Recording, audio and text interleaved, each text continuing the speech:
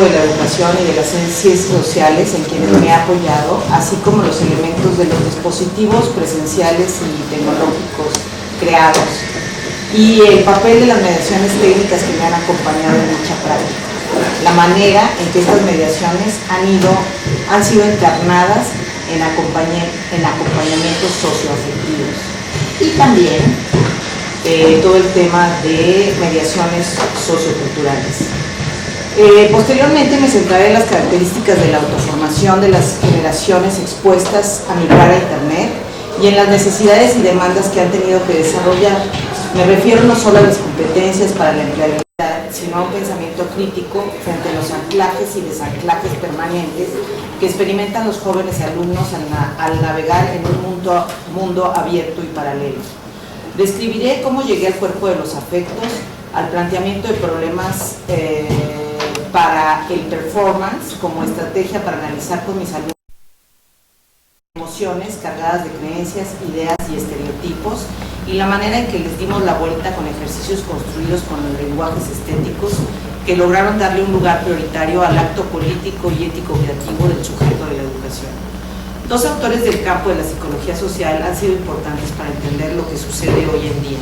Uno es Gabriel Tarde, psicólogo social de la modernidad, quien habla de los contagios colectivos y la construcción de la opinión, y el otro, Kenneth Jürgens, con su propuesta sobre la psicología social como historia. Mi estrategia ha sido incluir en el salón de clases una reflexión política de la interseccionalidad de los problemas psicosociales, clase, raza, género, etc., por parte de los alumnos, a partir de la realización de pequeños ejercicios dialécticos de revisión entre la teoría y sus vivencias, como citadinos, discriminación, racismo, sexismo, clasismo, que pudiera, como dice Foucault, ¿no?, que pudieran dar lugar a la formación de su implicación en tanto estudiantes de una universidad pública. Lo anterior significa que produzcan de manera situada una conciencia de sus emociones que los lleve a participar. Para ello, las reflexiones filosóficas de Martha Nussbaum, Byung-Chul Han y Jacques Rancière han sido revisadas. Sostengo, de la mano de Teresa Llurén, mi maestra, que a propósito de sus experiencias, este proceso prioritariamente ético genera nuevas interpretaciones y abre posibilidades de acción que se suman al valor creativo de la experiencia del estudiante en la transformación de sus relaciones. Primero consigo mismo y después con los otros y su sociedad. De esta manera nos situamos con conocimientos en la construcción de una sociedad de saberes con un cuerpo sentipensante. Falsborg, Sarame, etc. Como veremos, toda esta acción pedagógica procesual también la hemos ido inscribiendo y operando en la red. Primero les voy a leer un poquito para ubicarlos, ¿no? Y ya después les paso las fotos de lo que han hecho los alumnos, ¿sí? Enseñamos lo que somos, no lo que sabemos. André de Peret. Empezaré comentando que lo que ha guiado mi práctica docente durante 35 años ha sido el lema de esta universidad: somos una casa abierta al tiempo, donde la docencia y la investigación se ha entretejido en los salones de clase como forma de pensar académicamente el tiempo presente. Esto siempre lo tuve como finalidad, generar futuro en el presente, esto es, intervenir o intentar contribuir con las políticas públicas a diferentes niveles. Sin duda, también influyó en mi práctica el hecho de estar adscrita a la comunidad de la licenciatura en psicología. Esto ya se dice en muchas tesis, ¿no? La disciplina te configura, ¿no? He sabido que cada disciplina está conformada por los profesores, los alumnos, los trabajadores, quienes son en su conjunto los agentes de la educación, y las teorías en contexto. Todas van diseñando prácticas docentes particulares. Primero tenemos que reconocer que los académicos investigadores que fundamos esta universidad no éramos pedagogos, ni nos preparamos como maestros y a lo mejor tampoco teníamos vocación. Esta se fue haciendo en el camino, no sin formación continua, ¿no? Yo sí hice un doctorado en educación, ¿no? Pero sí conocíamos nuestros temas, aunque tal vez no supiéramos transmitir el conocimiento, como nos dicen, y mucho menos lo que ahora hacemos. De lo que se trata la educación hoy en día es de producir el conocimiento con los alumnos. Pequeño reto. Y además con la introducción de las nuevas tecnologías, con las cuales el lugar del poder saber del maestro se modificó, se democratizó y hubo lugar para nuevas mediaciones, por ejemplo, y otros saberes, como los saberes técnicos, ¿no? En un inicio, los profesores universitarios, en un inicio de esta universidad, los profesores universitarios sí éramos almas nuevas y sin duda alguna, aunque nos equivocamos, no dejábamos de pensar en cómo hacer mejor nuestra labor. Cuando construimos el viejo plan de estudios, como le hemos dado en llamar desde hace muchos años, a pesar de que apenas este trimestre terminará para ser renovado, éramos, como dice Deleuze, una verdadera máquina de guerra, jóvenes contagiados en el deseo de construir un lugar dentro de la academia para nuestra joven y vieja disciplina. A los inicios de una rama de esta, la psicología política, se le tiende a ubicar en la época de Ramsés en Egipto, pero en el siglo XII a.C., por las enormes esfinges que se hizo construir como expresión de propaganda política para representar el poder y generar miedo. O sea, es nueva, pero es vieja. O sea, bueno, ahora ya estamos en la reflexión de la transdisciplina, en el postcolonialismo, en lo poshumano, con Braidotti.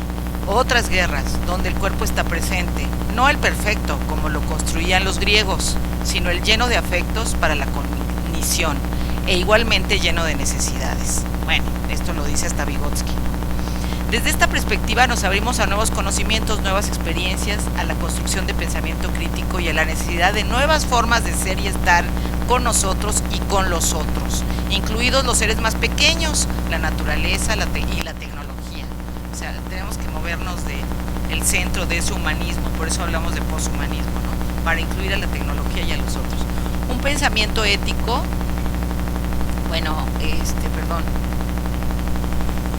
en un mundo demandante de salidas de emergencia, un pensamiento ético con nuevas experiencias y lenguajes estéticos, nuevas maneras de pensar y sentir con las imágenes nos han alcanzado. Lo mejor sería que produzcamos con todo y el cuerpo esas imágenes. En el fondo seguimos trabajando siempre con las emociones, si se dan cuenta, dándoles forma y sobre todo pensándoles, o sea, eso como que normalmente no se hacía, sino como decía el maestro, pues era como irracionales, ¿no? Y ahora no, hay que traerlas y pensarlas, ¿no? Y lo que no se hacía antes, ahora es darle un lugar a la subjetividad del sujeto. Eso, los sujetos éramos los maestros, ¿no? Bueno, primero me gustaría nombrar algunos de los de los autores que en el campo de la educación con los que fui ideando mi práctica docente, y después me centraré en los últimos 12 años, ¿no? Ya con la tecnología, desde que incorporé la tecnología digital. El primero fue Suchodolski. Lo leí en la Facultad de Psicología de la UNAM al cursar la licenciatura en Psicología, que no era Psicología Social, porque no existían esas licenciaturas. Nunca lo olvidé. Este pedagogo marxista decía que tendríamos que formar agentes sociales que se debieran a las necesidades de la sociedad, en una ética y unos valores más centrados en el bien común. No en los valores burgueses, decía. Estos representan la acumulación, sino en la producción del valor y de los valores. La reflexión sobre los valores que durante un tiempo retomé estaba en el libro del doctor Luis Villoro, fundador de esta universidad, ¿verdad? Cuyo título era Democracia, Justicia, Igualdad, algo así.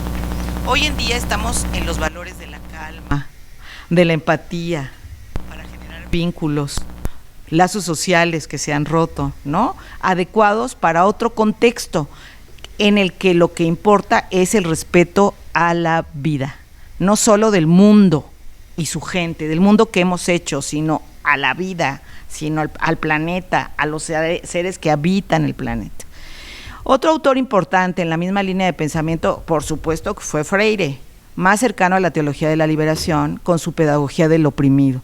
Él decía que la educación sirve para emancipar, pero creo que no para emanciparnos los maestros, sino queríamos como emancipar al otro, ¿no? Como si nosotros no estuviéramos alienados hasta de cantidad de teorías y de temas, ¿no? Tanto Villoro como Freire, tanto más bien Suchodolski como Freire se ubican en el paradigma de la ciencia como transformación de la realidad, convocaban ya al diálogo y a lo dialógico para promover un nuevo paradigma epistemológico de construcción de pensamiento y de realidad.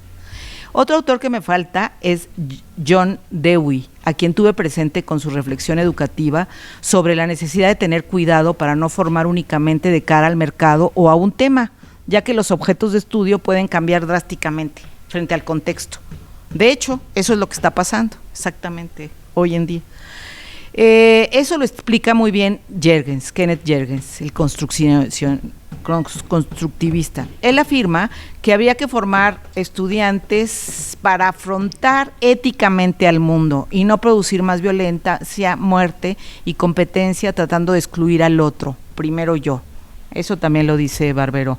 Ya con la tecnología aparecieron otros autores, entre quienes me influyeron está Bernard Honoré, quien retoma a Heidegger sobre la idea de la formación para abrirse a la existencia. No olvidemos que en la supuesta sociedad del conocimiento, a través del uso de la tecnología digital, la educación para el siglo XXI, como nos decía Delors, encierra un tesoro. En su reporte para la UNESCO sobre las nuevas necesidades educativas, afirma que el énfasis debería estar centrado en el sujeto de la educación, el alumno, en su creatividad, ya que él produciría el nuevo conocimiento. Y lo logra, ya que todos los recursos, o sea, lo tendríamos que acompañar, y ya que todos los recursos, hasta los libros, están dispuestos en la red. Para ello, Tremblant decía que el sujeto tendría que aprender a pensar, a hacer y varias cosas más, ¿no? Para gobernarse, el joven estudiante tendría que contar con megacompetencias para navegar y abrirse un mundo abierto en las redes, para manejarse en la incertidumbre generada. Para manejarse en la incertidumbre generada, tendría que aprender a navegar para saber a dónde ir, seleccionar y construir rutas, buscar, incorporar datos y no perderse en el camino. Sin embargo, poco se hablaba de la necesidad de detenerse para pensar la acción frente a las pantallas, ni de la enajenación, ¿no?, ni del giro lúdico y adictivo en el que se entraría, ni de la necesidad de formarse éticamente para manejar esta libertad ficcional. Por eso en la UAMI iniciamos una nueva práctica docente en los salones con la tecnología digital que usan los alumnos. Esta consistió en trabajar primero de manera grupal para estar en posibilidad de instalar con otros una pequeña contención que apoyara los objetivos académicos a partir de las búsquedas en la libertad que ofrecía la nube. Con la pregunta sobre cómo lograr la autonomía con relación con los otros y el pensamiento crítico para no caer en adicciones y banalidades desde los salones de clases, empecé mi práctica docente con la tecnología, siempre ayudada de los alumnos y de los técnicos. Aquí tenemos a Evelyn, ¿te acuerdas de lo que hacíamos? Y esta se transformó en un proceso de producción de otros modos de ser y actuar, en un dispositivo epistemológico de producción de conocimientos y valor creativo, y también en un proceso de investigación. Con esta pregunta, poco a poco fui desarrollando un dispositivo con varios soportes, entre otros la mayéutica socrática y las preguntas para la reflexión sobre los textos y los acompañamientos técnicos y afectivos.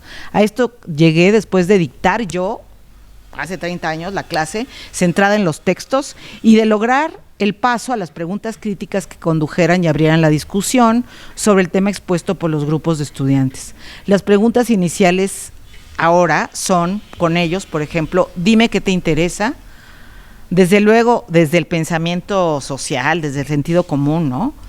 Y conforme a eso conformamos grupos. Se presentan avances de investigación, se exponen lecturas apoyadas en PowerPoints con hipertextos y después llegamos al cuerpo pensante de Falsborda y de, ¿no?, varios, y al acting, a la necesidad del acting del sujeto en un agenciamiento colectivo, a nuevas territorializaciones que nos parecieron necesarias para modificar los territorios de las violencias, porque estamos en este contexto con estrategias para la paz en las que ellos en las que ellos estaban incluidos. Bueno, a ver, pasamos por utilizar la tecnología digital con la producción colaborativa del blog como repositorios de trabajo presencial y virtual, exponenciando la información sobre un tema, al saber hacer con la tecnología Trabajamos la autodidaxia señalada por Alberó, la cual posibilita las búsquedas de información y la coformación entre ellos para completar procesos de autoformación. Bueno, creo que ya les dije muchas cosas, ahora creo que les quiero explicar. Sí, nos vamos a los problemas. Ellos presentan los textos primero de la psicología, tal y como lo decía la profesora ayer, Albrejo, ¿no? Ella decía que se tenía que generar, ¿no?, una estructura, primero un andamiaje conceptual, ¿no?, el objetivo, y ya después ellos empezaban a presentar textos desde la psicología social, y poco a poco nos íbamos a sus problemas de investigación y a las formas que ellos... Y bueno, creo que aquí, por ejemplo, son solo fotos de los blogs que hemos hecho, ¿no? Obviamente, ellos se presentan, ¿no?, desde quiénes son, y hacemos evaluaciones continuas de los blogs. Por ejemplo, me acuerdo que el primer blog un blog que hicieron, ponían la foto de Nueva York. Y entonces, claro que todo el tiempo estamos generando comentarios y evaluando con todos los grupos, todos los blogs. Y ellos van construyendo el criterio, también criterios, y entonces ellos empiezan a modificar sus propios blogs, ¿no? Y bueno, algunos son mucho más creativos, y en los micro comunidades estas de coformación, claro que ellos se contienen, algunos son mejores en las búsquedas, otros son mejores editores, todos tienen faltas de ortografía, ¿no? Y algunos se apoyan, ¿no? Algunos son los organizadores, ¿no?, los que contagian al grupo, en fin, y nos damos cuenta también de ello.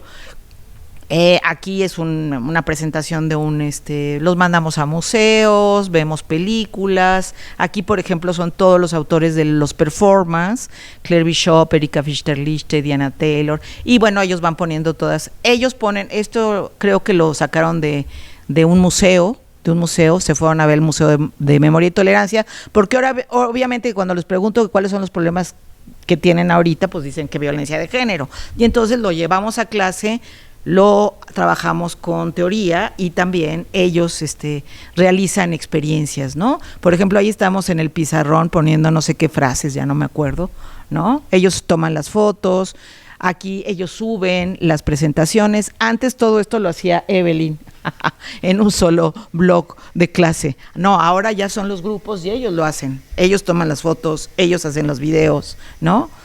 Se van a la cineteca porque a lo mejor hay un tema que tenemos que hacer muchas mediaciones socioculturales. A ellos les gustan mucho, desde ver series de Netflix hasta ellos los traen a clase, ¿no? El referente, y algunos van a las películas, y yo trato siempre de llevarlos a la academia, a lo académico, ¿no?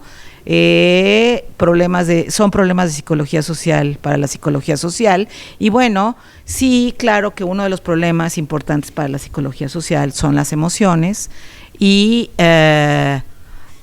para la construcción de una cultura cívica de la empatía, ¿no? Porque ellos rechazan, ellos están atravesados por clasismo, por racismo, por discriminación, ¿no? Por ejemplo, ¿no? Y entonces tienen que empezar a trabajar esta cultura cívica de la empatía. Por ejemplo, ahí están retos, te reto a algo, hicieron sobre el muro, te reto a sonreírle a la vida. Bueno, después hacen intervenciones donde van por la UAM haciendo intervenciones y terminan, también hacen justificaciones, ¿no?, de sus performances. Finalmente empezamos o sea, hay una fecha en la que salimos, ¿no?, una sola en la que salimos al campus y todos nos ven raros. Pero no crea que todo el tiempo estamos haciendo eso, ¿no? O sea, vamos construyendo todo un proceso, ¿no?, para llegar a los performances. Y bueno, estos son chicos filósofos, ¿no?, con un psicólogo, que también salen sus otras formaciones. Muchos son yoguistas, hacen yoga, muchos hacen clown, ¿no? Ya hicieron cosas así. Muchos, y nosotros los desconocemos, saben muchísimo y hacen muchas cosas. Y el poder saber se mueve. Ellos me enseñan hasta jazz, ¿no?, que tiene que ver con la creatividad. Bueno, aquí están las presentaciones, salen a los parques y ellos trabajaron qué significa ser mujer, con un espejo, frente al espejo. Bueno, son totalmente creativos y claro que suben todos estos documentos y yo hago una evaluación, mis evaluaciones son formativas y también múltiples. Tengo muchas líneas y claro que sí, me ayudan, siempre tengo un asistente, ¿no? Que me ayude a ordenar, ¿no? Pero yo soy el centro de la investigación. Es que ayer decían que nosotros había profesores que contratábamos a asistentes como si ellos hicieran la clase. O sea, francamente, qué despropósito. Nos tenemos que ayudar, ¿no? Para poder, con la tecnología, para poder organizar toda la información que se hace. De hecho, ahorita Evelyn va a ayudar a una alumna que tiene como 60 años, ¿no? Jubilada, que no sabe hacer blog. Bueno, le va a decir cómo, pero ella tiene que hacer toda la investigación, la señora esta. Entonces, claro que sí les damos habilidades. Aquí está otras autoras bueno, creo que también hacemos, hemos hecho clases fuera, 2 clases hacemos fuera de clases, ¿no? Esta, por ejemplo, donde donde alguien dio una conferencia, una cátedra, creo que fue la directora del doctorado en antropología con ellos, y estaba encantada, en el pastito. Entonces, aquí hicimos un video, una intervención en clase, una intervención queer de un periodista alumno colombiano de la Universidad de Medellín, que vino a hacer todo un drag, y ahí hicimos un acto drag, o sea, sí metemos al arte. Y bueno, pues qué decirles, que hasta me canso, ¿verdad? Ahí el performance Humanízate, ellos le pusieron el título, el chico decía, se paraba cuando le tocaba en 3 minutos actuar, decía: en mi casa me han educado como hombre o como mujer, pero nunca como persona. Nos han educado como hombre, y entonces venía como con todo un disfraz, ¿no? No, muy realmente interesante. Mire, por ejemplo, esta chica me gustó mucho, la que decía: yo soy más que un objeto de estudio, soy un sujeto, ¿no? Y se vistió como trabajaba lenguas indígenas, ¿no? Esto fue en el temblor. Bueno, y después aquí sanadores de emociones, trabajaron todo un tema de medio ambiente, ¿no? Se disfrazaron de basura, ¿no? En fin, hemos hecho. Y aquí están unas evaluación multidimensional, formativa y cognitiva. O sea, no nada más está en las emociones, perdón. Ahí, pues hemos leído hasta Spinoza, ¿no? Lo ha recuperado mucho Damasio, el neurocientista, ¿no? Y aquí llegué, pues, a producir valor en el trabajo de los estudiantes, a un cuerpo sentipensante. El cuerpo piensa, y entonces nosotros estamos habitados por estereotipos, por, ¿no?, creencias, ¿no?, por sentido común, ¿no?, a crear un espacio y a pensarlos, ¿no?, a crear un espacio para el sujeto que decide hasta cómo regular su cuerpo, más allá del irreductible social y psíquico. Sí, o sea, nos pensamos cómo estamos constituidos. Sí pensamos por qué sentimos como estereotipos, o sentimos el sentido común, ¿no? A transformar, no solo a estudiar el sentido común. O sea, a mí sí me ha interesado no solo estudiarlo, como se hace en la carrera, sino a transformarlo, porque está lleno de creencias, de prejuicios, de status quo, está controlado por la doxa, ¿no?, por creencias, fetichismos, prácticas culturales, con todo respeto. Lo hacemos con todo respeto, generamos, sí, colectivos, ¿no?, donde nos hablamos, pues, y con la teoría, en agenciamientos colectivos. Cada quien tiene sus asuntos, ¿verdad? Llegamos a la transdisciplina. ¿Por qué? Porque como hablamos de los saberes, de lo que la ciencia dice, pero de lo que dicen sus abuelitas, ¿no?, empezamos un diálogo de saberes, y entonces sí construimos una sociedad de conocimiento, ¿no? Acuérdense que antes estaba la sociedad, era importante una sociedad educativa para la sociedad del conocimiento, y ahora estamos en la sociedad de saberes, ¿no?, a crear experiencias encarnadas, ético-políticas, con lenguajes estéticos, lúdicos, donde está el arte, a contribuir a una nueva cultura cívica empática, a utilizar las TICs, a la relación no sujeto-objeto, sino sujeto-sujeto, ¿no?, a a darle un espacio al sujeto, eso también, a modificar las relaciones poder saber, a trabajar el cuerpo y sus emociones para lograr cuerpos pensantes incorporando su subjetividad y su crítica a prácticas de racismo, clasismo, sexismo, machismo. Entonces a mí no me asusta que lleguen con temas, ¿no? Porque lo que hacemos es que los ponemos a la discusión gracias a la teoría y a darles un espacio a ellos para que no, hasta nos recomiendan películas, pues, o como lo vieron, a traer lo sociocultural que está en la calle, ¿no? Y a crear prácticas de cultura ciudadana, sobre todo. A un sujeto productor, no reproductor, creativo, actor-autor con agencia social, que va más allá de un individuo. El individuo tiene derechos y obligaciones, punto, ¿no? Y nosotros necesitamos ahora que su ser sujeto decida, ¿no?, qué hacer con todo, con lo que tiene que hacer. Bueno, creo que ya me pasé. Muchas gracias.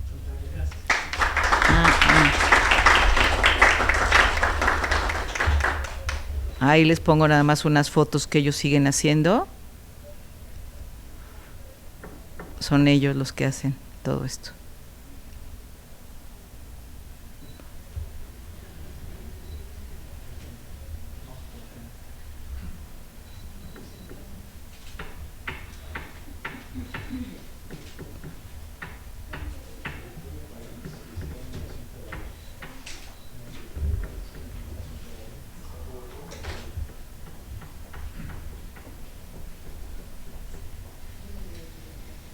Gracias a la doctora Cristina.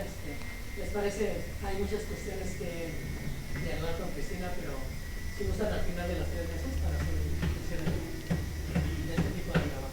No sé cómo apagarle, perdón. Bien. La segunda ponencia Ahorita. es virtual. Pablo César Hernández Sarita nos ha ayudado mucho en el diseño sobre cuestiones relacionadas con la tecnología, pero aparte, en particular, colabora con profesores que tienen las especialidades específicas. ¿Sí? Este es el caso del trabajo que nos van a compartir, se llama Estrategias de Innovación Pedagógica dentro del aula, con la doctora Hatsiri Gaitán González.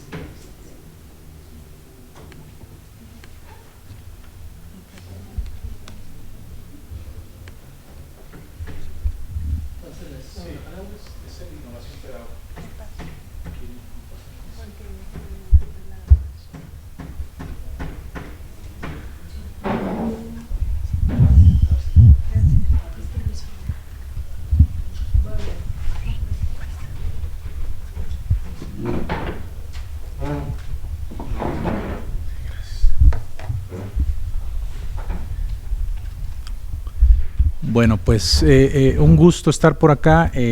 La verdad es que es muy interesante que siempre se hagan este tipo de ejercicios colectivos, tanto de reflexión como de praxis, ¿verdad? De la docencia. Nosotros vamos a compartir 2 experiencias que tienen un marco o una historia, digamos, de uso de tecnología y de práctica docente utilizando tecnología. La doctora Hatsiri, por una parte, va a integrar un modelo o un ecosistema, una propuesta, y vamos a ver cuáles efectos, digamos, han tenido ciertas prácticas ya en el aula de clase y aprovechando el uso de tecnología fuera del aula de clase. Es importante tener este marco de referencia. En el 2017, la universidad, en el informe estadístico a nivel de UAM, señala que tenemos el 15% de eficiencia terminal a nivel general en la universidad. Para el 2024 se espera que aumentemos a un 40%.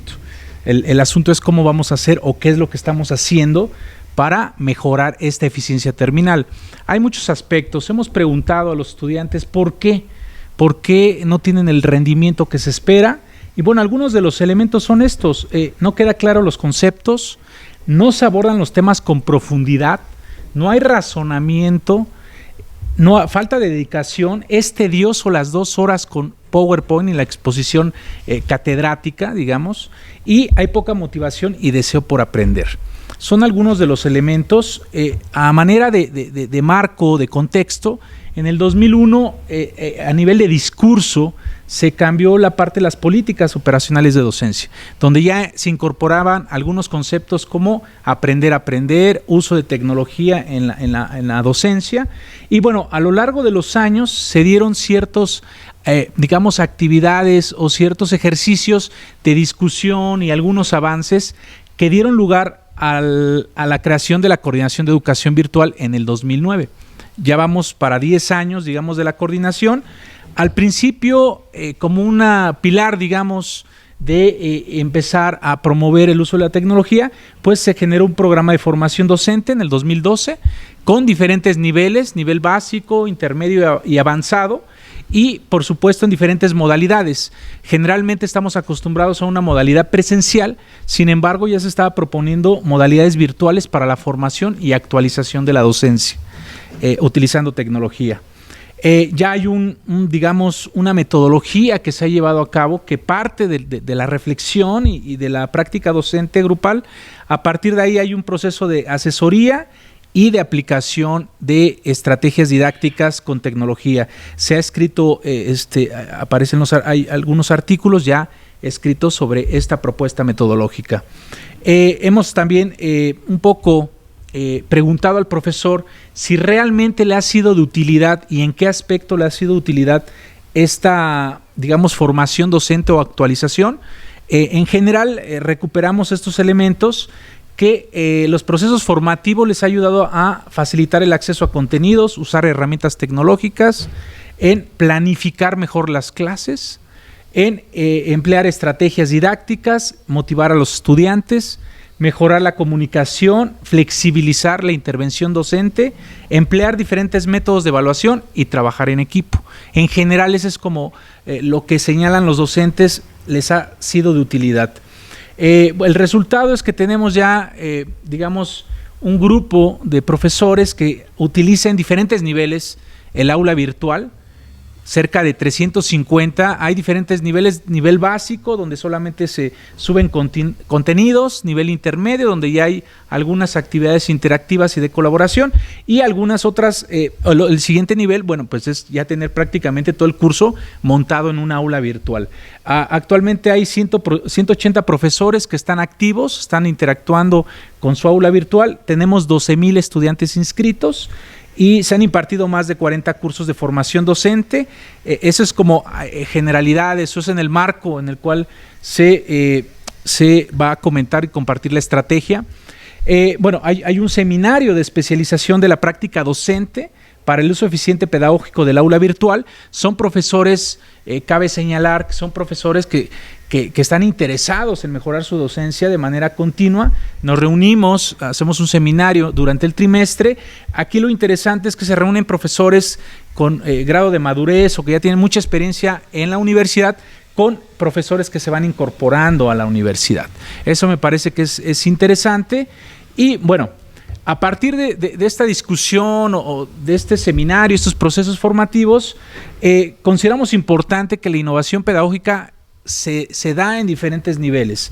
Por una parte está a nivel de la organización, donde se pretende que exista mayor flexibilidad pedagógica y la posibilidad de que se extienda. No vamos a sustituir la educación presencial, pero sí dar alternativas como la educación semipresencial o virtual.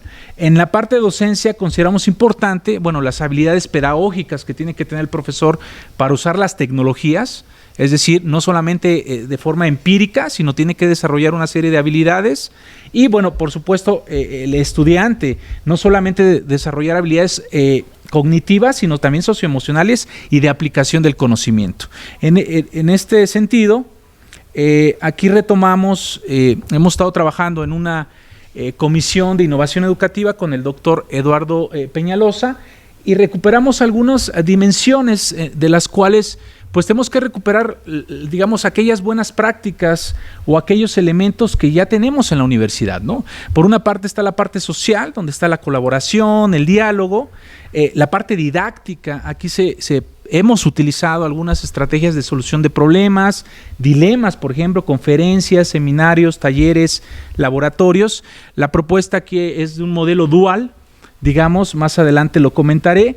Y bueno, también está la visión pedagógica, la psicológica y la tecnológica. Yo creo que de esos elementos tenemos que recuperar digamos, lo que nos ha hecho o lo que nos ha dado resultado en la universidad y generar nuevas estrategias pedagógicas.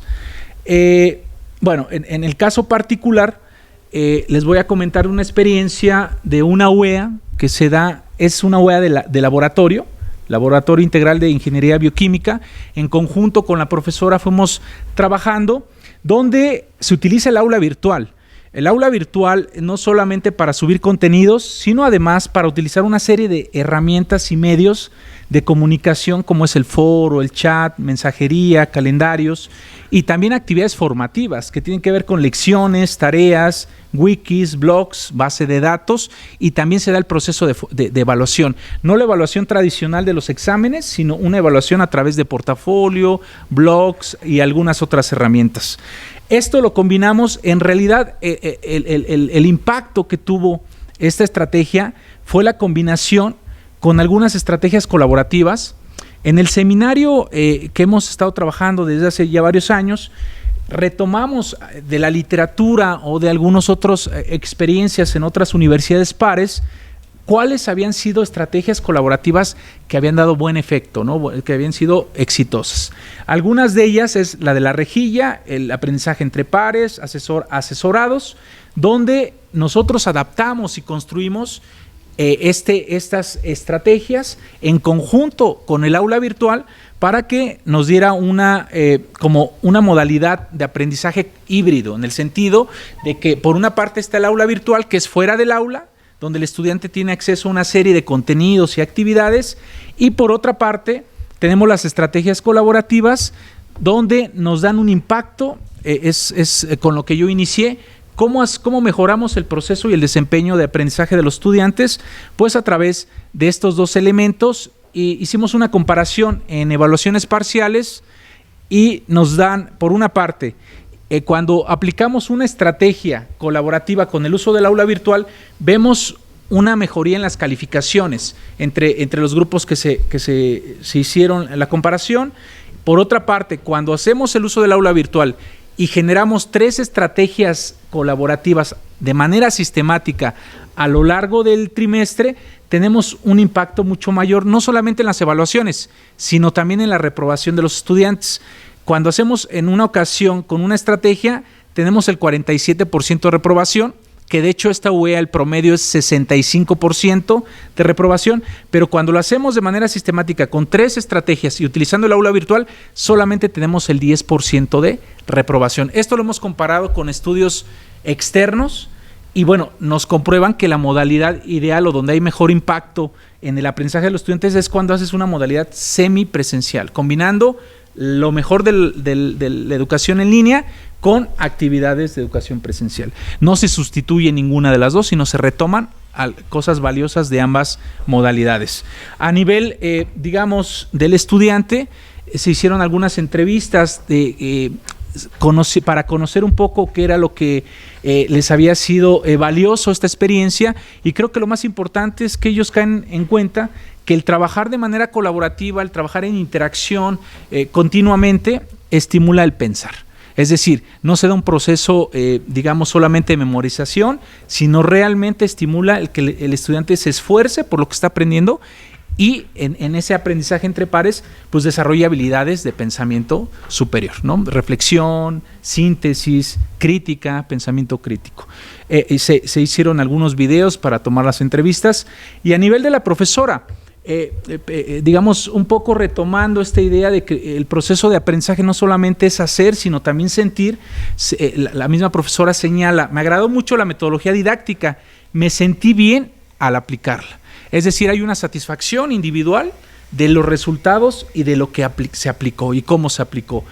Otro de los elementos es que los estudiantes, además de trabajar en colaboración, Generalmente la clase a veces se da solamente para un estilo de aprendizaje en los estudiantes. En este caso, como todos aprendían entre pares, la mayoría llevaban un ritmo o el mismo nivel de progreso durante todo el trimestre, es decir, no se quedaban, ¿no? Es decir, había un ritmo continuo en donde todos lograban, digamos, los conocimientos que se iban dando a lo largo del trimestre. En general, ese es un ejemplo. Hay muchos más y la doctora Haxiri va a complementar con otra propuesta que me parece también muy interesante.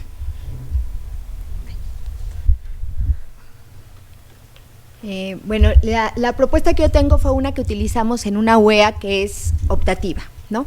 Las optativas en general, al menos en CBI y en CBS, tienen varias problemáticas entre las que están que los alumnos fácilmente las abandonan, ¿no? Porque no les gusta, se les complica un poco y como no tienen que pasar a fuerzas esa UEA, pues la abandonan muy fácilmente. Esta UEA es una optativa que se llama Temas Selectos de Ingeniería Biomédica, es una UEA que impartimos profesores de CBS, a alumnos de CBI, y que en esa ocasión decidimos juntar un grupo de licenciatura y un grupo de posgrado de temas selectos, y el tema selecto fue fisiología perinatal. Fue un tema muy visto todo, la mamá, el bebé, la placenta, hasta el nacimiento del neonato. También la mamá ya que nació el bebé. Es un tema muy extenso y son 3 horas a la semana de aula nada más. Entonces eso nos generaba una problemática muy especial para abordarla. La impartimos entre 2 profesores, el otro profesor es médico, yo soy ingeniero biomédico, y decidimos usar una estrategia que es lo que se llama el ecosistemas de aprendizaje. Ahí la idea fue que no teníamos solamente a los alumnos y a los maestros, sino que pensamos todo como un ecosistema completo donde tenemos la parte considerando como parte del contexto actual el modelo educativo de la UAM, en el que está la flexibilidad curricular, la corresponsabilidad, las habilidades, promover las habilidades básicas de los alumnos y la vinculación entre la docencia y la investigación para plantear este esquema. Eran 16 alumnos de licenciatura y 3 alumnos de posgrado en total, a los que les impartimos la UEA, y la idea fue formar una comunidad de aprendizaje que estuviera dentro de este ecosistema. Nuestro sustento físico era el salón de clase, el aula virtual que generamos, otros sitios virtuales y otros espacios, y trabajamos con un aula invertida. Teníamos que considerar que los alumnos tienen sus propias experiencias de aprendizaje previas a lo que ya llegaron al salón, tanto en forma individual como colaborativas. En general siempre dicen que la parte colaborativa, guácala, ¿no? Pero pues tienen que irla desarrollando. Y los integrantes bióticos del ecosistema pues eran los alumnos, nosotros como profesores de la UEA, y consideramos también parte de los elementos a los asesores. La mayoría de estos alumnos ya están haciendo proyectos de terminales, o los alumnos de posgrado pues planeando hacer sus tesis, a otros profesores de la misma universidad y a los mismos asesores de los muchachos, y expertos externos. Generamos una dinámica de trabajo en la cual a los alumnos los formamos en 2 grupos. Los alumnos trabajaron en 3 formas distintas. Una, formados en grupos por interés, a quienes les interesaba el trabajo con partes fisiológicas de la mamá o del bebé, o la parte tecnológica o la parte hospitalaria, etcétera. Otros al alumno en forma individual, y había un grupo adicional que eran los alumnos formados por grupos heterogéneos que nosotros generamos. Esos grupos los realizamos nosotros. Para eso, para generar los grupos, tanto por interés como los grupos heterogéneos, tuvimos actividades en las cuales generamos un conocimiento interno hacia la comunidad de indagación que estábamos formando, y a cada uno de los alumnos, ellos, de acuerdo a los intereses que tenían, se les asignaron temas. Ellos hacían la evaluación, la investigación de los temas que iban a impartir, buscaban un artículo que iban a compartir con la comunidad. Ahí necesitaban la asesoría de los profesores para que nosotros pudiéramos guiarlos a qué artículos eran los pertinentes para que todos los demás compañeros los utilizaran dentro de su lectura. y poníamos, tanto ellos como nosotros, esta información disponible a la comunidad en el aula virtual. Después cada grupo de alumnos generaba una presentación muy breve, porque la idea era llegar al aula ya con la información obtenida, nada más iban a redondearla el equipo que está proponiendo el tema, y la idea en el aula, en ese tiempecito que teníamos, es la discusión, ¿no? Entonces cada uno de los alumnos tenían que llegar con la lectura realizada de los artículos, la elaboración de un mapa mental, el cual me tenían que entregar a la hora de que llegaban, y que se tenían que quedar con una copia ellos, porque la idea es que durante el transcurso de la sesión presencial, ellos fueran modificando su mapa mental o conceptual para llegar a un nuevo mapa de acuerdo a lo que discutiéramos en el salón de clases. Y también tenían que llegar con preguntas planteadas de acuerdo con la lectura para poder abrir esa discusión. Los alumnos responsables de la sesión hacían su presentación, moderaban la sesión, no éramos nosotros los que moderaban, ellos eran los que la tenían que moderar, y generaban una autoevaluación. Nosotros dábamos realimentación, evaluábamos también a los alumnos, y había una discusión para la modificación del mapa, y los otros alumnos, el resto del grupo, hacía una coevaluación de sus compañeros, y generamos también retroalimentación de esa coevaluación. En algunas sesiones hubo expertos que fueron los que dieron la sesión y no los alumnos, y también se puso a la disponibilidad de los alumnos de los distintos temas, expertos para que se pudieran consultar con ellos y ampliar sus conocimientos. Esta es la estructura general del aula virtual que tenemos. Tenemos una parte, la parte de allá de la izquierda, es la parte de generales, que siempre, en mi caso, incluye el programa del curso, un foro de asesorías en el cual podemos intercambiar, y eso me ha costado mucho trabajo en otras UEAs, que siempre sea todo a través del foro de asesorías, para que la asesoría no sea solo al alumno que está preguntando, sino todos tengan disponible la pregunta, la respuesta, y puedan participar respondiendo también ellos.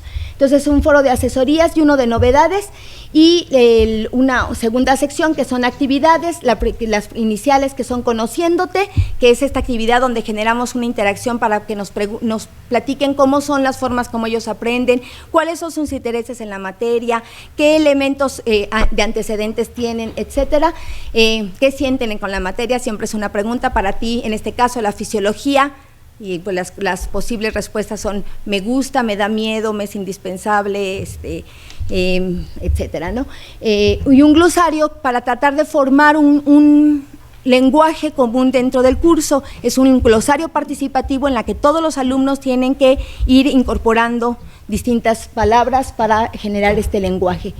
Y un foro y un espacio de comunicación por equipo, para que en los mismos equipos se puedan comunicar entre ellos, sin que, no es que no me conteste el correo, es que no me ha dado su correo ni nada, sino que sea a través de esos foros. Esa es la estructura de cada uno de los temas, donde está el material, una carpeta donde se pone el material que proponen los alumnos y que nosotros también proponemos, y las actividades de los mapas conceptuales o mentales de las actividades de cada una de las semanas. Este es un ejemplo del glosario colaborativo, y dentro del proyecto de la UEA, en este equipo heterogéneo que se hizo un proyecto integrativo, en el cual tenían que generar en equipos grandes, formados por un alumno de posgrado que dirigía a sus compañeros de licenciatura, un proyecto que era una línea de tiempo de todo el embarazo. Entonces tenían que hacer una línea de tiempo de todo el embarazo que estuviera en línea, ¿no? Que pudieran poner, cada quien lo diseñó, que estoy poniendo como ejemplo fue a partir de una página web, pero otros hicieron usando un programa que hace líneas de tiempo, lo hicieron, o utilizando Prezi, hicieron sus líneas de tiempo, y entonces donde presentaran todo lo que iba pasando en forma simultánea en la mamá, en el bebé y en la placenta, que en el curso lo habíamos visto en forma disgregada, para que fueran ellos integrando todo ese conocimiento. Adicionalmente, tuvimos visitas a servicios de salud, a los hospitales, a ver ultrasonidos, a que les platicaran cómo se hacen, que vieran el contexto en el cual se está utilizando esta información que están obteniendo en el aula. De esta manera lo que obtuvimos fue que en el CEN tenemos nuestros objetos digitales como el nivel 0, que plantean de los ecosistemas, que sería nuestra aula virtual, las carpetas con los artículos, las presentaciones de los mismos alumnos y el glosario, y que nos llevan al primer nivel, que es la autoformación. En la autoformación los elementos fueron la búsqueda de artículos y de los medios que compartían, porque no solo compartían artículos, sino compartían videos, animaciones, etcétera, los mapas conceptuales que ellos desarrollaban y el uso del glosario. Como autoformación dirigida están las sugerencias de artículos por partes nuestras, de multimedia, las herramientas de búsqueda y la estructura, y generar la estructura temática del curso mismo, y el aprendizaje facilitado a través de asesorías individuales, asesorías colectivas, presenciales y en línea, tanto por parte nuestra como por parte de los expertos, contacto con los expertos y las visitas al hospital. El resultado que obtuvimos fue que realmente la deserción a mí me asombró, porque normalmente perdemos a los alumnos muy pronto en esas UEAs que son optativas, pero de los que tuvimos solamente uno abandonó el curso y uno no entregó su material, entonces iba pero no entregaba nada. Entonces esas fueron nuestras 2 NAs, que fue lo único que obtuvimos, y todos los demás tuvieron un excelente desempeño. Sí observamos que había una falta de seguridad en la participación en las discusiones por parte de ellos. Ellos mismos dicen que no están acostumbrados a discutir, que no están acostumbrados a preguntar ni argumentar, y entonces eso les costó trabajo, sobre todo al principio. Hubo una dificultad en la recuperación e integración del conocimiento. Todos los alumnos ya han llevado cursos de fisiología, pero sí les costó trabajo retomarlo, y sus conocimientos y habilidades pues son irregulares. Pero sí encontramos un gran interés en ellos, una excelente asistencia, siempre el grupo estuvo lleno, no faltaban, había una participación propositiva, con nuevas ideas, con nuevas cosas que hacer, y desarrollaron un buen lenguaje científico. Hubo una diferencia en sus habilidades de comunicación al inicio y al final del curso, y sus habilidades de síntesis y análisis, así como en el uso de las TICs. Sí se generó este trabajo colaborativo a distintos niveles, tanto en los equipos chiquitos para las presentaciones, como en el colectivo, como en el salón mismo, que formamos la comunidad donde todos investigábamos, y hubo una comprensión muy adecuada del curso que pudimos constatar después con alumnos que llegaron después a hacer el proyecto con nosotros, que habían tomado el curso, ¿no? Bueno, realmente esta experiencia, parte de también de recuperar la parte colectiva de las experiencias docentes, es decir, hay muchas experiencias ya académicas exitosas en la docencia tradicional, y recuperamos también casos de éxito, buenas prácticas, y esto es un proceso continuo también de creatividad y estar investigando cuáles prácticas tienen mayor eficacia sobre otras. Ya también una de las cosas que pudimos lograr es que siempre está la idea de que pruebo una estrategia y me resulta diferente en otro grupo. Ahora con este proceso sí hemos constatado de que si pruebo esa estrategia sí tiene un efecto positivo independientemente a veces de los grupos y de las materias que estamos desarrollando. Entonces yo creo que hay un avance, y bueno, ya tenemos algunos datos. Lo que nos gustaría pues realmente es que tenga un impacto mayor. Hay algunas preguntas que nos hemos planteado en la necesidad de qué adopción tecnológica tendrá que tener los profesores y los estudiantes, cómo propiciar esta transformación e innovación al extenso de toda la universidad, y cuáles serán los cambios, ya se comentaron, en la parte de reglamentación para la innovación pedagógica, porque eso requiere otros métodos, otras estrategias, otros recursos, y por supuesto si la universidad está preparada para las modalidades de conducción innovadoras, es decir, hacer más flexible, tener mayor alternativa. Nada más les comento a nivel, digamos, se va a crear la dirección de apoyo a la innovación educativa. Por Rectoría General se va a crear esta instancia que lo que pretende es articular un poco todos los esfuerzos aislados de cada una de las unidades, que será pues digamos un reto bastante importante. No sabemos qué tanto se pueda lograr, pero la idea es que tenemos que ir transitando a un cambio, ¿no? Una transformación y a una innovación apoyada con investigación. Es decir, no solamente en la práctica docente, sino también fundamentarlo, hacer estadística, recuperar la parte cuantitativa y cualitativa para realmente ver los resultados y que esto sea realmente eficiente, no sea más de lo mismo, ¿no? aquí les vamos a dejar, este es nuestro blog, se llama Investigación y Práctica Docente Universitaria, y ahí va a estar la presentación también por si gustan consultarla en el momento que lo deseen. Muchas gracias, no sé si...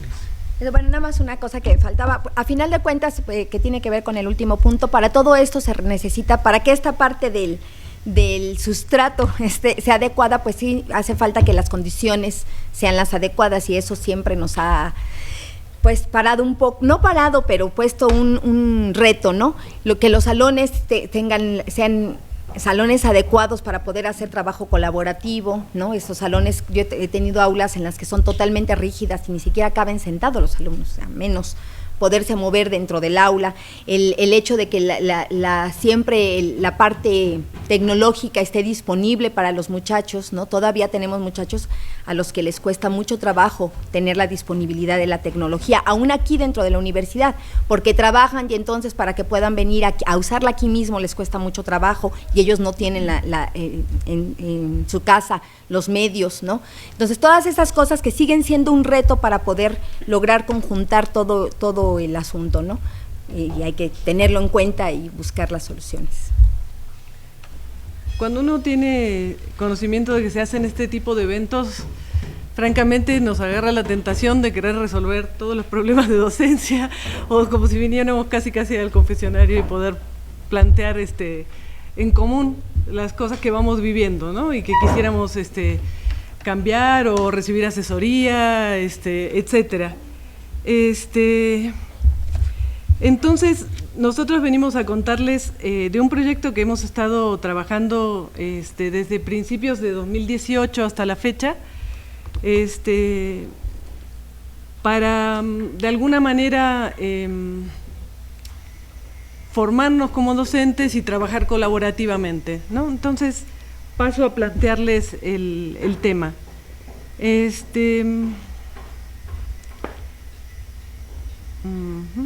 Voy a empezar por aquí. Este proyecto se enmarca dentro de la docencia reflexiva, podríamos decir.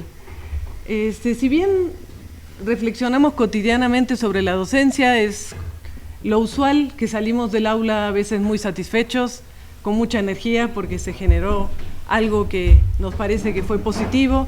Otras veces, como decían, aplicamos algo en un grupo y va muy bien, tratamos de implementarlo en otro grupo y no pega, y nos vamos pensando. O sea que digamos que la reflexión es algo constante en la docencia. Hay unas investigadoras mexicanas que desde los años 80 están trabajando sobre docencia en diferentes niveles. Me refiero a Cecilia Fierro, Berta Fortul y Elvia Rosas. Y ellas, igual que una británica que se llama Jennifer Nayas, describen la docencia como una constante búsqueda del equilibrio, un trabajo en la incertidumbre. O sea, llegamos y el grupo es nuevo y a ver qué tal el grupo, a ver cómo vamos a trabajar.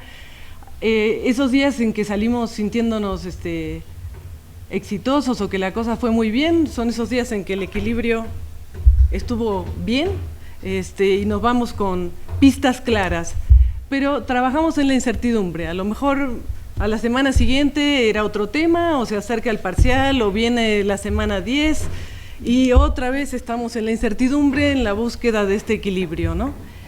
Entonces, si ahora nos vamos a la CELEX en particular, cómo vivimos la docencia, o al menos cómo podemos comunicar esta docencia a las personas que estamos aquí, para recordarles a las personas que tal vez no estén tan familiarizadas con la CELEX, que es la Coordinación de Enseñanza de Lenguas Extranjeras de la UAM Iztapalapa. Enseñamos inglés, francés, alemán, italiano y ruso. Somos como el servicio de lenguas de toda la UAM Iztapalapa. Atendemos en promedio 11.870 alumnos. Nuestro programa de lenguas es muy vasto, tiene 12 niveles y en cada trimestre tenemos que cubrir un material extensísimo. No lo digo así literalmente es muy extenso. Tenemos que ver una novela abreviada, un texto sobre un país en particular, más las unidades de la lengua. Nuestra población estudiantil es aproximadamente 15.857 estudiantes, creo que eso es al año. Sí. Y tenemos también el caso de estudiantes que vienen a los cursos motivados por su propio interés, porque quieren aprender idiomas, y tenemos también alumnos que necesitan pasar el requisito de idioma. Entonces, hay cursos curriculares y estos cursos son los obligatorios. Hasta que ellos no pasan intermedio 3, no liberan el requisito de la lengua en sus carreras. Entonces también tenemos alumnos que vienen por obligación, digámoslo así, y también adicionalmente se da un fenómeno que ahora lo estamos tratando de modificar y mejorar, es que los alumnos tienen derecho a salirse de los cursos. Cuando a veces se inscriben en muchas materias, abandonan la lengua temporalmente.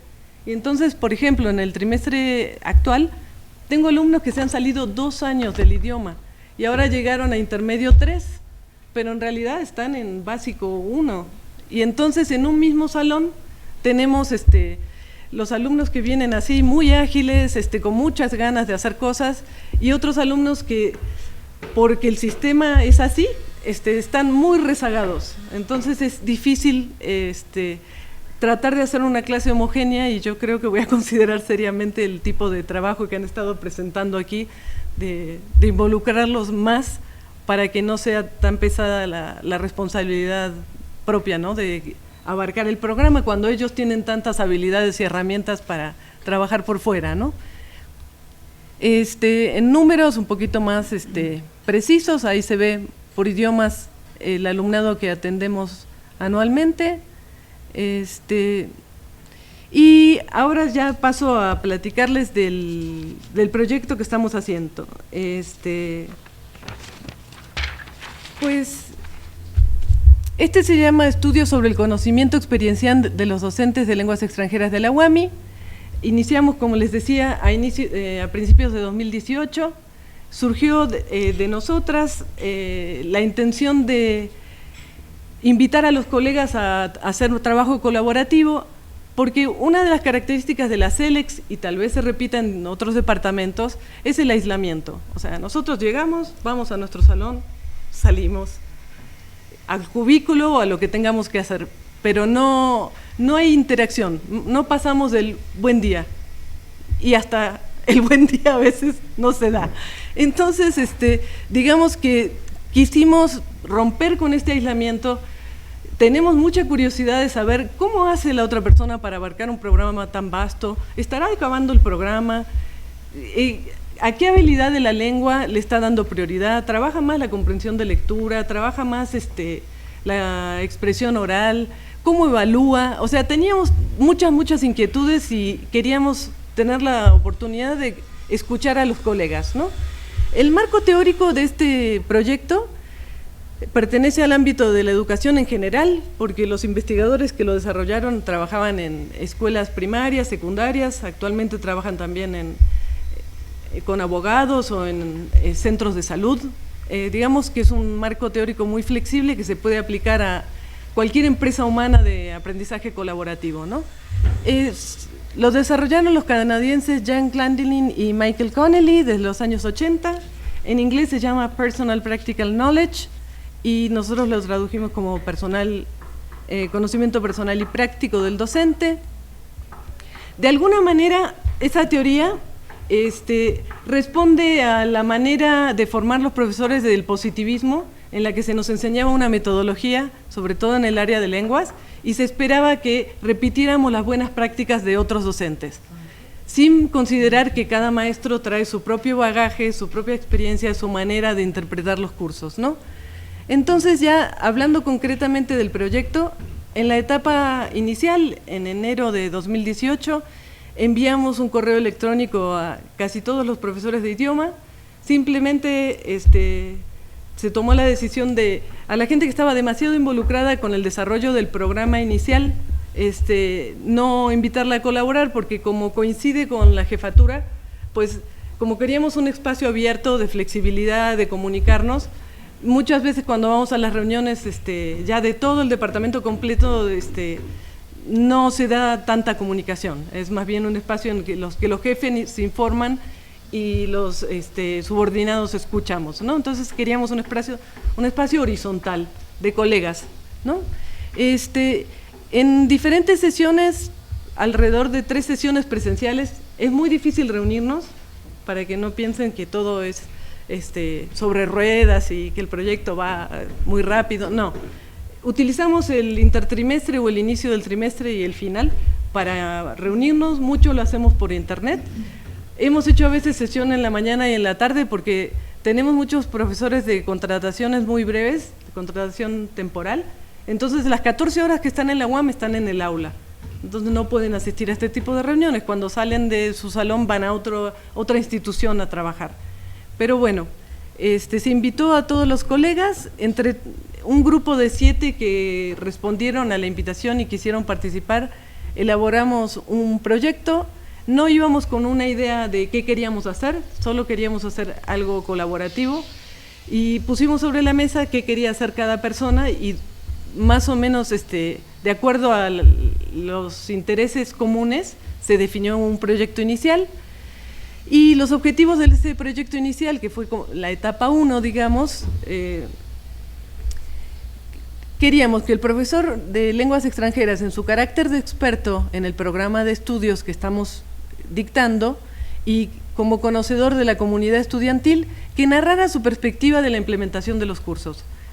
Básicamente, en la etapa 1, aunque ahí hay 3 objetivos, ese fue el objetivo principal, escucharnos entre nosotros.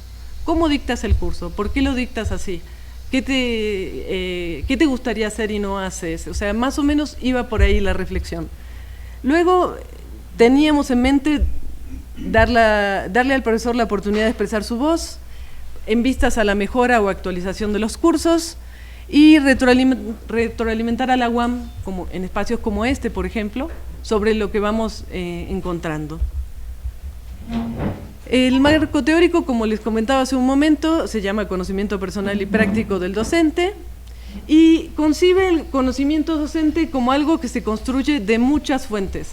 El conocimiento que adquirimos en la universidad, en la licenciatura, lo que nosotros hemos experimentado como estudiantes toda la vida, que es algo que luego proyectamos con nuestros propios estudiantes, nuestra historia personal.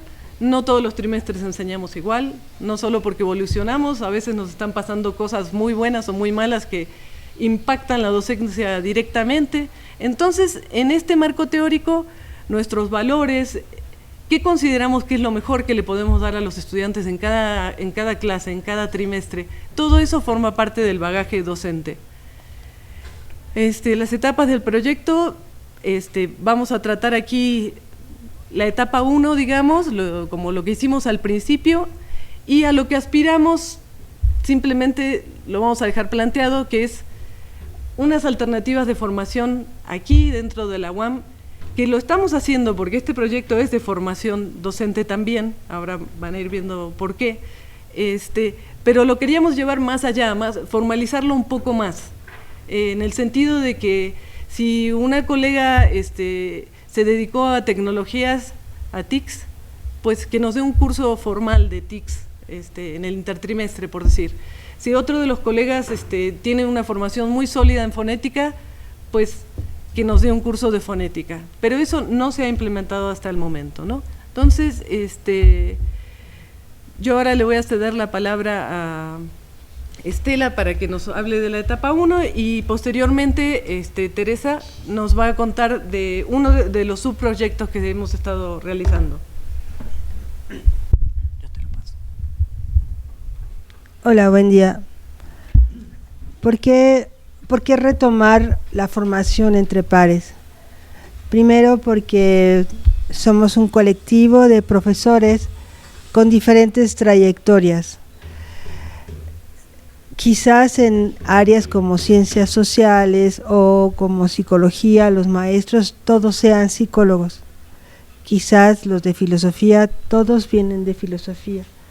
Pero en el caso de lenguas extranjeras se da un fenómeno un poco extraño. De acuerdo al perfil o a las necesidades que van generando, las plazas se abren de tal manera que puede llegar personas que no tienen una formación pedagógica. Y entonces alguien que viene con un doctorado de algún país, Japón, como sabe japonés, o sus padres son japoneses y tiene las acreditaciones del idioma, cumple el perfil. Estas anomalías en cuanto a la descripción de los perfiles ha hecho que tengamos un colectivo nutrido de diferentes carreras, con diferentes trayectorias y también con diferentes posiciones dentro de la escala organizacional de nuestro colectivo.